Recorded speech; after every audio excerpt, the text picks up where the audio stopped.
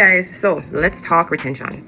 This week I made some observations. One of the biggest issues that I found this week is retention. I taught a really good lesson. They're not remembering anything. So what do I do to tackle the issue when my students are not making those connections? How do we tackle retention? So every single time I'm going to teach a lesson, particularly math, I pull back on what we did yesterday. How do I do that? In their notebooks, they're going to list from 1 to 5. I ask them questions and they can only write the answer. So an example of that would be 5 plus 6 plus 3 plus 2 is equal to, and they would have to write the answer. As soon as we are done with that, then we go through it together. So I would go number 1 and we go through the answer. And of course, you'd hear students say, oh, I thought it was this. And that's a perfect time for you to fix any kind of misconceptions that they have. Strategy number 2.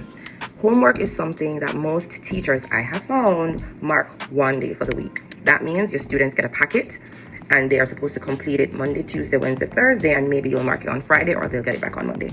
I don't do that, sorry.